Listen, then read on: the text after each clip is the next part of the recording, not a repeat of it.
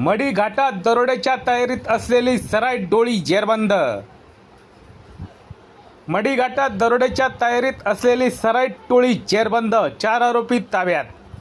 पाथर्डी तालुक्यातील मडी घाट परिसरात दरोड्याच्या तयारीत असलेल्या सराईत दरोडेखोरांच्या टोळीला स्थानिक गुन्हे शाखेने सापळा रचून जेरबंद केले असून 4 आरोपींना ताब्यात घेण्यात आले आहे। या कारवाईत 3 मोबाईल व स्क्रू ड्रायव्हरसह सुमारे 12,000 रुपयांचा मुद्देमाल जप्त करण्यात आला आहे।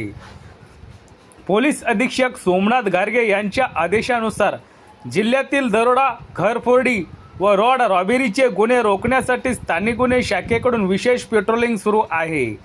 त्यानुसार पोलीस निरीक्षक किरण कुमार कबाडी यांच्या मार्गदर्शनाखाली पोलीस उपनिरीक्षक अनंत सालगोडे, पोलीस अंमलदार विजय पवार, बाळासाहेब नागरगोजे, सोमनाथ झांबरे, सागर ससाने, बाळासाहेब गुंजाळ व चालक चंद्रकांत कुसळकर यांचे पथक मडी यात्रा बंदोबस्त व दरोडा प्रतिबंधक पेट्रोलिंग करीत होते।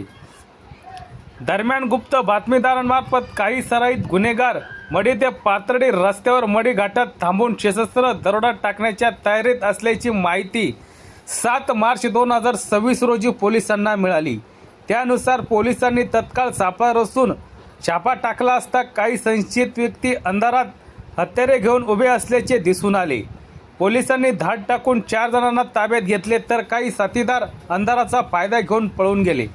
ताब्यात घेण्यात आलेल्या संशयित आरोपींचे नावे आकाश मोहन डुकरे, वय 26, राहणार विजयनगर पाथर्डी; विकास उर्फ सुनील दत्तू मस्के, वय 25, राहणार माणिकदौंडी चौकी पाथर्डी; आदित्य दीपक बोरकर, वय 23, राहणार तनपुरे गल्ली राहुरी; व शरद श्रीरंग जाधव, वय 40, राहणार वागलखेडा तालुका अंबड जिल्हा जालना अशी नावे आहेत। आरोपींची अंगझडती घेतली असता त्यांच्या ताब्यातून 3 मोबाईल व 1 स्क्रूड्रायव्हर असा मुद्देमाल जप्त करण्यात आला। या आरोपीविरुद्ध यापूर्वी अहिल्यानगर, पुणे व सातारा जिल्ह्यात दरोडा व चोरी इतर गंभीर गुन्ह्यांचे अनेक दाखले नोंद असल्याची माहिती पोलिसांनी दिली।